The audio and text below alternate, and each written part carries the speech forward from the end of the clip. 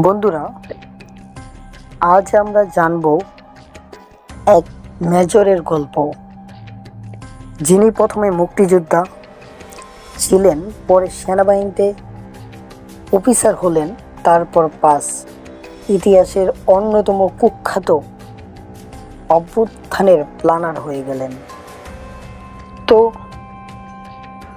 তো বসে যান, চিপস হাতে নিন, আর শুরু হোক আজকের রহস্যময় কাহিনী।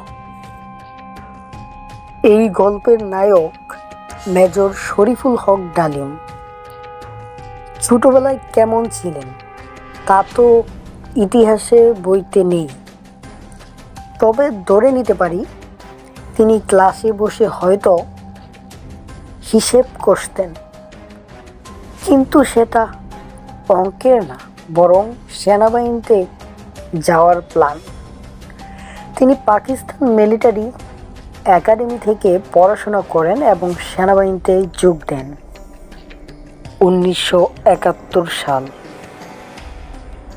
যখন দেশ স্বাধীনতার জন্য লড়ছিল, তখন তিনি মুক্তিযুদ্ধের ঝাঁপিয়ে পড়েন, একদম দেশপ্রেমিক স্টাইলে। স্বাধীনতার পর তিনি বাংলাদেশ সেনাবাহিনীতে থেকে যান, কিন্তু গল্পের আসল মজা তখনও বাকি। হঠাৎ করেই 1975 সালে সব কিছু বদলে গেল। মেজর ডালিম এন্ড কো ঠিক করলেন, আমরা সরকারের ওপর বিরক্ত, কিছু একটা করতে হবে। আর সেই কিছু ছিল এক ভয়ঙ্কর অভ্যুত্থান। 15ই আগস্টের সেই রাত ইতিহাসের সবচেয়ে অন্ধকারময় রাতগুলোর একটি। মেজর ডালিম এবং তার সহযোদ্ধারা দেশের ক্ষমতা দখলের জন্য শেখ মুজিবুর রহমান এবং তার পরিবারকে নির্মমভাবে হত্যা করল। এরপর তিনি সকালে বাংলাদেশ বেতারে ঘোষণা দিলেন যেন কিছুই হয়নি। কিন্তু বস, ক্ষমতা থাকা এত সহজ নাকি? 1996 সালে আওয়ামী লীগ ক্ষমতায় আসলো এবং বলল, ওকে ধর। মেজর ডালিম তখন দেশে থাকতে পারলেন না।